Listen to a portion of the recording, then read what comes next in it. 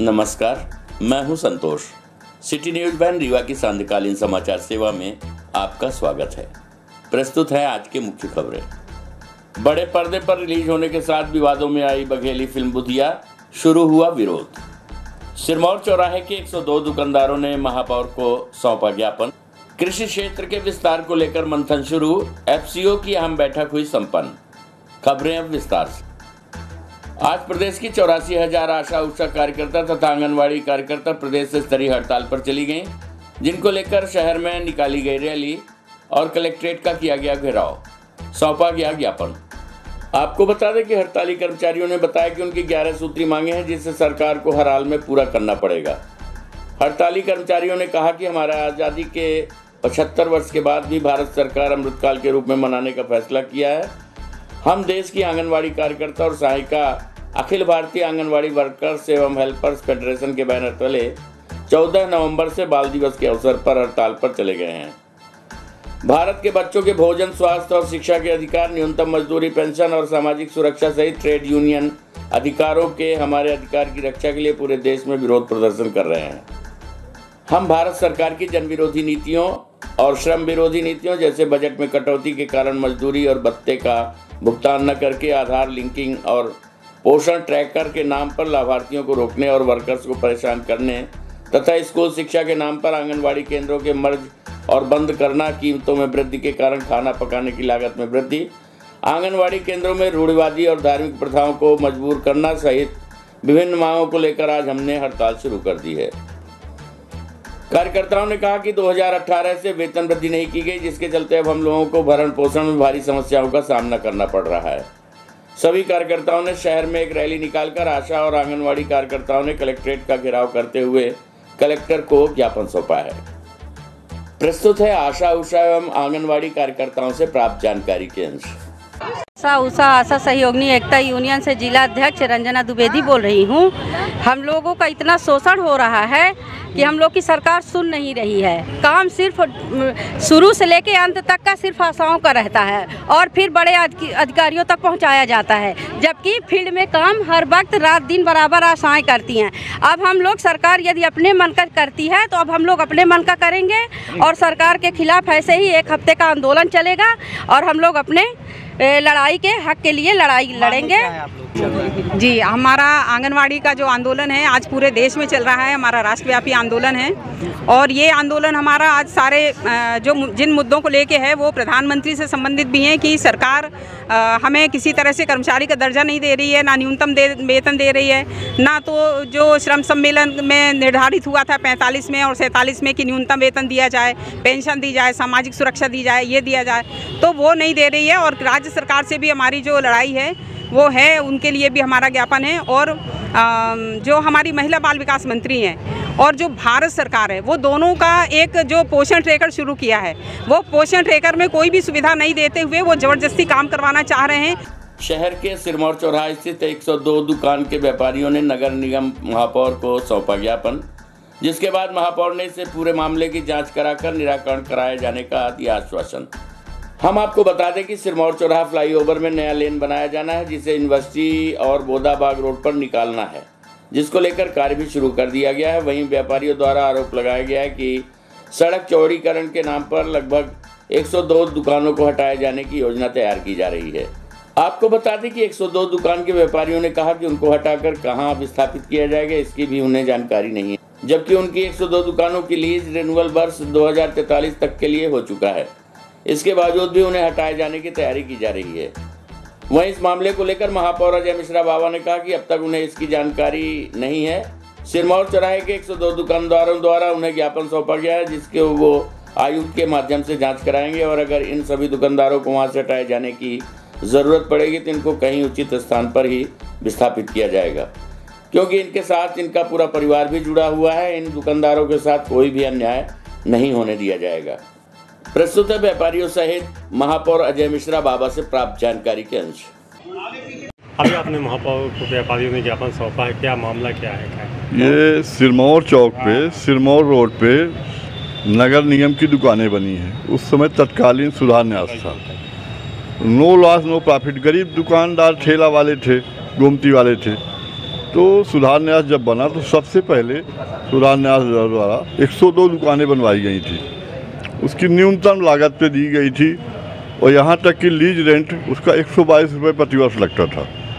वर्तमान में 30 साल का एग्रीमेंट था और 30 साल का पुनः बढ़ चुका है। अब ये भारतीय जनता पार्टी की गवर्नमेंट है। यहाँ के जो स्थानीय विधायक हैं, महोदय हैं, वो सभी शासकीय ज़मीनियों को बिल्डरों को बेच रहे हैं। उसके तहत सिरमौर चौराहे भी उनकी कुछ योजनाएं हैं, वो हम लोगों को जानकारी नहीं है। वहाँ निर्माण कार्य शुरू हो गया है। संभवतः अखबारों में आया है कि फ्लाईओवर बन रहा है। फ्लाईओवर के पीछे शॉपिंग कॉम्प्लेक्स हो, जैसे अभी सौंदर्या गोल्ड बना है, उसी तरह की योजनाएं हैं। तो हम लोग नगर निगम, महापौर और कमिश्नर सभी लोगों को ज्ञापन दे रहे हैं कि भाई 30 साल का एग्रीमेंट है, इसके बावजूद जब तक दुकानदार को आप बेरोजगार करके ये शॉपिंग कॉम्प्लेक्स किसके लिए बना रहे हो? क्या शासन में गरीब लोगों का रहने का कोई अधिकार नहीं है? वहाँ बंद क्या है एक्चुअल ये नहीं पता आपको? ये बिल्कुल नहीं जानकारी है भाई। जब कोई बताएगा। कोई नोटिस आई है क्या? कोई नोटिस नहीं आई। अभी हम लोगों ने संपत्ति कर जमा किया, सफाई के जो भी टैक्स लगते जो बनते हैं, लीज रेंट लगता है। पहले लीज रेंट लगता था, अब तो संपत्ति कर भी लगता है, यानी डबल टैक्स। इस तरह की तो अभी महापौर जी को ज्ञापन दिया है। प्रभावित हो रहे हैं आप? इसमें लगभग 150 दुकानें हैं, पर वो पूर्व की तरफ जो दुकानें हैं जो डाकघर के बगल से, संभवतः अभी कुछ नक्शा भी नहीं क्लियर है। पश्चिम तरफ वाली तो सभी प्रभावित हो रही हैं। 100 दुकानदार तो लगभग अभी हैं, तो 200 दुकानें वो, तो 100-150 दुकानें तो प्रभावित हो ही रही हैं। और उसमें 4-6 हज़ार लोग, एक परिवार में 10-15 लोग रहते हैं। रोजी रोटी का साधन तो गरीबों के पास वही है। अभी आपने महापौर जी को ज्ञापन दिया, क्या आशा रखते हैं, क्या चाहते हैं आप? महापौर को देंगे, कमिश्नर को देंगे, यहाँ आयुक्त को देंगे, राजस्व कमिश्नर साहब को देंगे। सभी से निवेदन करेंगे कि न्याय करिए। न्याय नहीं करेंगे तो आगे की प्रक्रिया अपनाएंगे। महापौर जी, अभी सैकड़ों व्यापारी आए थे, आपको ज्ञापन सौंपे, क्या मामले हैं? असल में ये जो सिरमौर चौराहे से यूनिवर्सिटी रोड जाती है, तो सुभाष चंद्र चौक तक ये सुधार न्यास की दुकानें बनी थी। सन 1984 में इनको अलाट हुई थी दोनों तरफ, एक पोस्ट ऑफिस की तरफ, एक इधर, दोनों तरफ। तो इधर की दुकानों का हटाने का इनका शायद टेंडर वेंडर हुआ है कि ये दुकानें यहाँ से हटाई जाएंगी सड़क चौड़ीकरण के नाम से। ये व्यापारी सब आज आए हमारे पास, बताए तो हमको जानकारी हुई कि ऐसी भी स्थिति हो गई है। क्योंकि ये हमने पूछा कि आपकी लीज रिन्यूअल हुई कि नहीं हुई, तो इन्होंने बताया कि हम लोगों की तो 1943 तक की 2043 तक की लीज रिन्यूअल है। तो अगर लीज रिन्यूअल है, ये संपत्ति कर दे रहे हैं, तो बिना नगर निगम के संज्ञान के किस समय ये हुआ? क्योंकि 1 अगस्त से नगर निगम में हमारी बॉडी बैठ गई है, उसके पहले अगर हुआ है तो प्रशासक ने किया। तो ये जांच का विषय है। हमने उनसे आवेदन ले लिया है, हम आयुक्त को मार्क करके देंगे और इस पर जांच कराएंगे कि मामला क्या है। अभी तो फ्लाईओवर के दोनों लेग शायद बन रहे हैं वहाँ पर। नहीं, फ्लाईओवर के लेग बन रहे हो ठीक है, पर ये 90 दुकान है, इनका पूरा परिवार है। अगर इनको विस्थापित कर रहे हैं तो इसकी एक कोई प्रक्रिया होगी। और विस्थापन का ऐसा नहीं है कि हम इनको विस्थापित करके और कहीं जंगल में भेज दें या पीछे बना कर दे दें। विस्थापित करेंगे तो अगर मेन रोड में है तो मेन रोड में ही जाए, 10 फीट जाए 20 फीट पीछे करें। ये कह रहे हैं हमको गली में दे रहे हैं, तो ये तो इनके साथ अन्याय हो रहा है। नगर निगम को इसकी कोई सूचना है क्या? कोई सूचना अभी तक मेरे पास तो नहीं है। अब नगर निगम में उस समय जिस समय ये किया गया, उस समय प्रशासक थे, प्रशासक ने अपनी मनमानी किया है, तो ये एक जांच का विषय है। अभी तक देखा जा रहा है कि नगर निगम क्षेत्र में कोई भी काम होता था तो बिना नगर निगम की सूचना के हो जाता था या फिर करवा दिया जाता था। अब ये स्थिति आ रही कि आए दिन शिकायतें आ रही, तो इसका निराकरण कैसे करेंगे? अब इसका निराकरण करने के लिए ही तो बैठे हैं। जो रीवा की जनता ने अपना महापौर चुना है, अभी तक तो भारतीय जनता पार्टी का जो महापौर था वो रीवा के भारतीय जनता पार्टी के रसूखदार विधायक और मंत्रियों के हाथ की कठपुतली था। अब जनता ने अपना महापौर चुना है, तो जनता ने महापौर चुना है तो जनता का महापौर जनता का काम करेगा। अगर ये दुकानदार आए हैं तो इनके साथ अन्याय नहीं होने दिया जाएगा, इनको न्याय मिलेगा। अब बहुत जल्दी इसका निराकरण करेंगे। बड़े पर्दे पर रिलीज के साथ विवादों में आई बघेली फिल्म बुधिया क्षत्रिय समाज ने समाज को लेकर दर्शाए गए आपत्तिजनक दृश्यों पर जताया विरोध। रीवा के समदड़िया मल्टीप्लेक्स सिनेमाघर में लगी बघेली फिल्म बुधिया का आज क्षत्रिय समाज के लोगों द्वारा विरोध किया गया। आपको बता दें कि रीवा के समदड़िया मल्टीप्लेक्स सिनेमाघर में लगी बघेली फिल्म बुधिया का आज क्षत्रिय समाज के लोगों द्वारा विरोध किया गया, जिसके तहत क्षत्रिय समाज के लोगों ने मल्टीप्लेक्स में लगे फिल्म के पोस्टर्स को भी जलाया। दरअसल फिल्म में क्षत्रिय समाज को लेकर आपत्तिजनक फिल्मांकन किया गया है, जिसको लेकर क्षत्रिय समाज फिल्म के रिलीज को लेकर आपत्ति दर्ज कराई है। विंध्य क्षेत्र की लोक भाषा बघेली में बनी पहली फिल्म बुधिया विवादों में आ गई है, जिसको लेकर क्षत्रिय समाज के लोग सड़कों पर आ गए हैं तथा उन्होंने फिल्म को लेकर विरोध जाहिर करते हुए फिल्म के पोस्टरों को जलाया है। विंध्य क्षेत्र की पहली बघेली फिल्म बुधिया बीते कल ही बड़े पर्दे पर रिलीज हुई, जहां लोक भाषा को बढ़ावा दिए जाने को लेकर लोगों में खासा उत्साह भी देखने को मिला था, जिसके बाद आपत्तिजनक फिल्मांकन को लेकर अब क्षत्रिय समाज के लोगों ने फिल्म का विरोध किया है। बताया जा रहा है कि बघेली फिल्म बुधिया में क्षत्रियों को लेकर गलत तरीके से फिल्मांकन किया गया, जिसमें क्षत्रियों को बलात्कारी बताया गया है और इसीलिए क्षत्रिय समाज के द्वारा फिल्म का विरोध शुरू किया गया। आपको बता दें कि विंध्य क्षेत्र की पहली बघेली फिल्म बुधिया में लोक कलाकार अविनाश तिवारी मुख्य भूमिका पर हैं तथा उन्होंने ही इस फिल्म को प्रोड्यूस करने के साथ ही फिल्म की पटकथा भी उन्होंने ही लिखी है। बुधिया फिल्म के निर्माता व कलाकार अविनाश तिवारी ने अपनी गलती स्वीकार की है। वह फिल्म में जहां भी आपत्तिजनक जातिसूचक शब्दों का प्रयोग किया गया उसको तुरंत हटाया जाएगा, तभी फिल्म का शो चलाया जाएगा, ऐसा अविनाश तिवारी ने कहा है। आइए सुनते हैं क्षत्रिय समाज के पदाधिकारियों से प्राप्त जानकारी के अनुसार। ये हम लोग जो अभी नई हिंदी फीचर फिल्म बुधिया आई है, इसमें जो लास्ट का सीन दिखाया गया है उसमें ये दिखाया गया है कि ठाकुर 6 साल की बच्ची का रेप करते हैं और ठाकुर शब्द का 4 बार उपयोग किया गया है इसमें। तो हम लोग उस शब्द का विरोध कर रहे हैं, ना कि किसी कलाकार का कर रहे हैं, ना पिक्चर का कर रहे हैं। हमारे बघेल खंड की बनी बघेली भाषा में पिक्चर है, बहुत अच्छी है, लेकिन ये जो एक जात समाज को टारगेट करके उसको लास्ट में गलत साबित किया गया है, हम लोग उसका विरोध कर रहे हैं। तिवारीपुर में भी कई बार विवादित बिल्कुल, ये बहुत इनके दिमाग में ही कुछ उल्टा पुल्टा चलता रहता है। खैर, उनका निजी जीवन है, जो करेंगे वो कर्म जो करेंगे उसकी सज़ा पाएंगे, लेकिन अगर हमारे जात समाज को कहीं भी अटैक करेंगे या उसको नीचा दिखाने की कोशिश करेंगे तो फिर इसका परिणाम बहुत बुरा होगा, जो आज दिख रहा। और इनकी फिल्म किसी भी सिनेमा घर में पूरे मध्य प्रदेश के अंदर मेरा रायल राजपूत संगठन एक्टिव है, किसी भी सिनेमा घर में इनकी फिल्म हम नहीं चलने देंगे।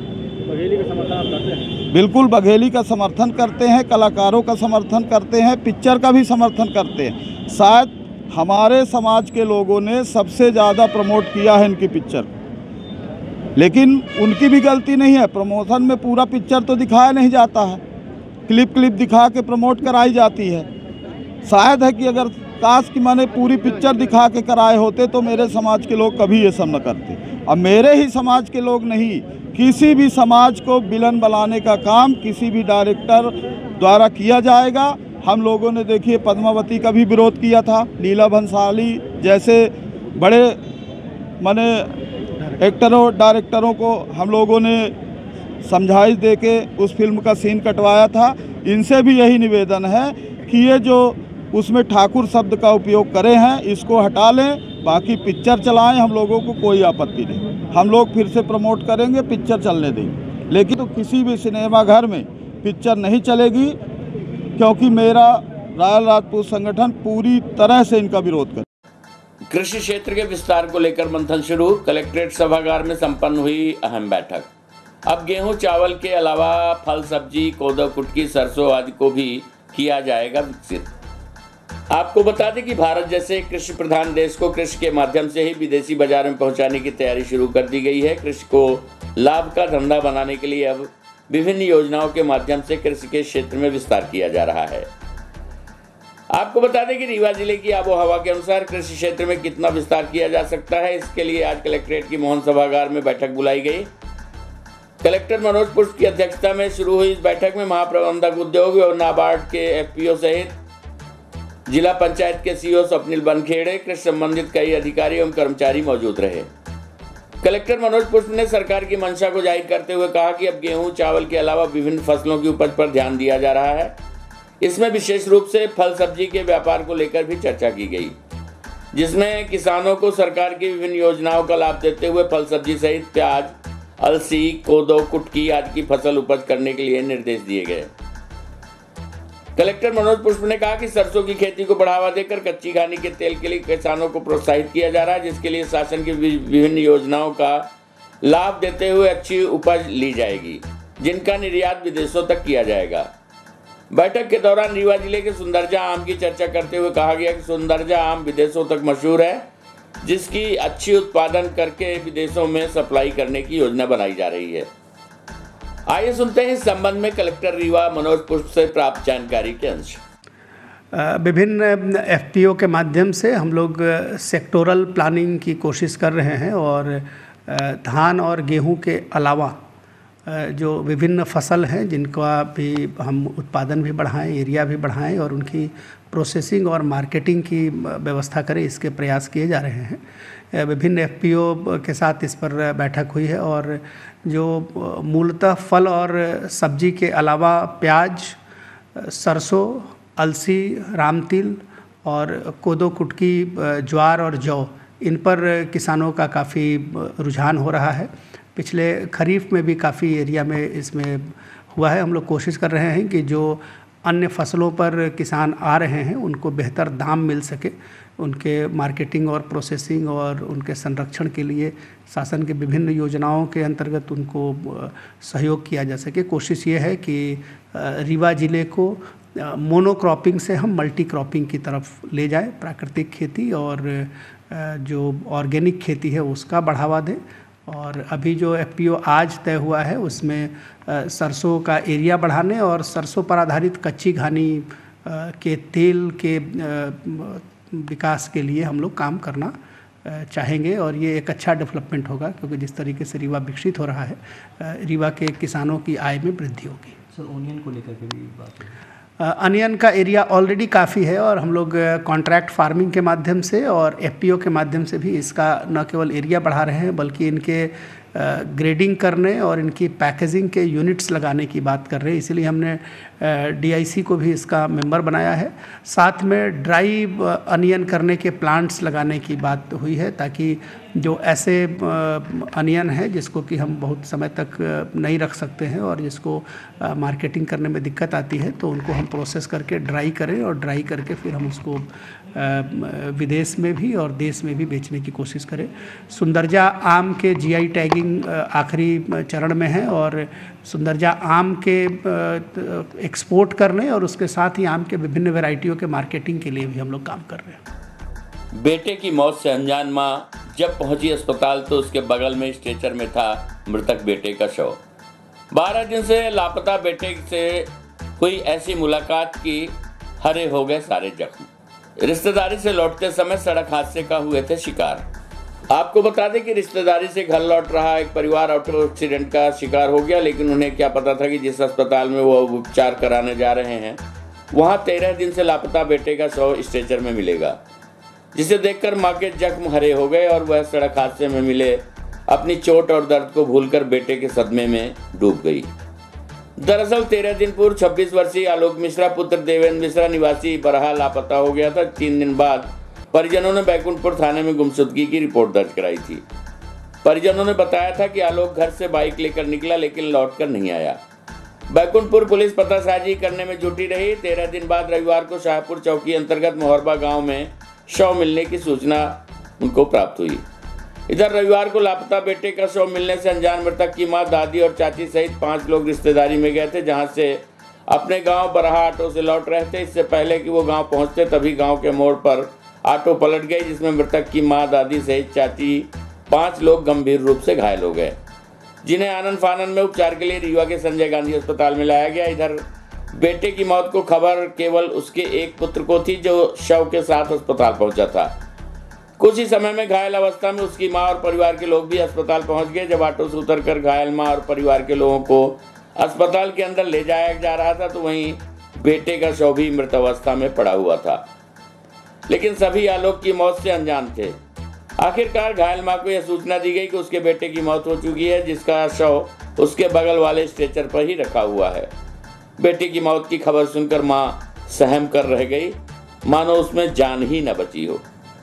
फिलहाल घायलों का अस्पताल में उपचार किया जा रहा है, जबकि शव का पोस्टमार्टम कर परिजनों को सौंप दिया गया है। वहीं मृतक के भाई ने मामले में अज्ञात व्यक्तियों के ऊपर हत्या का आरोप भी लगाया है। आइए सुनते हैं घटना के संबंध में मृतक के भाई से प्राप्त जानकारी के अंश।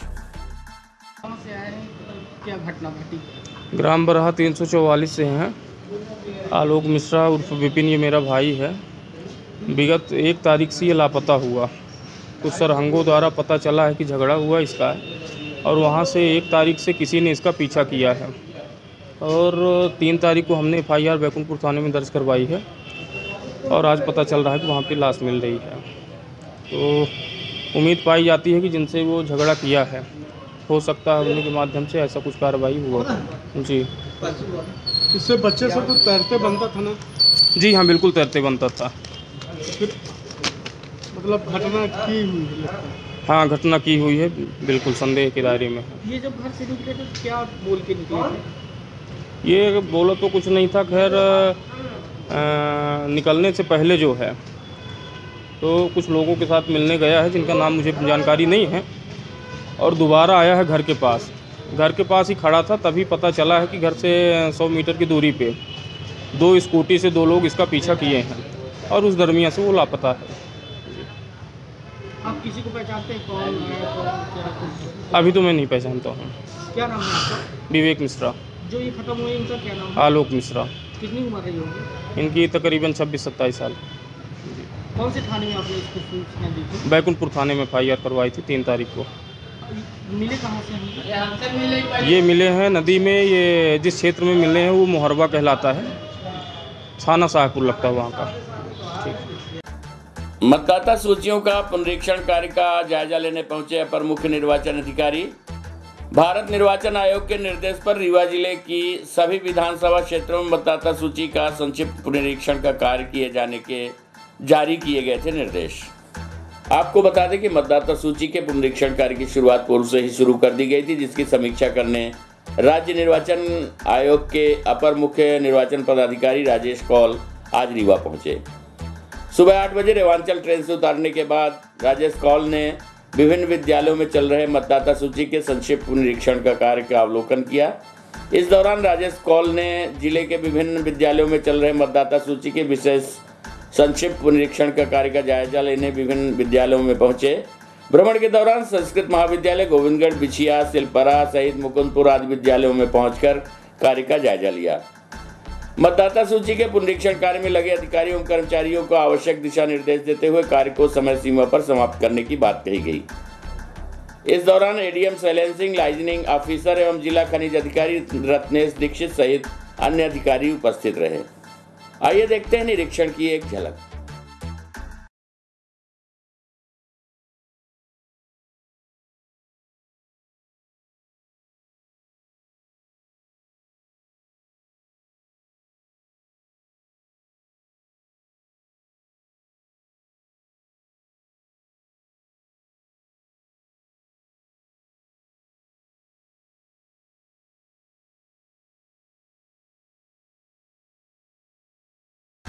आज की खबरों में बस इतना ही।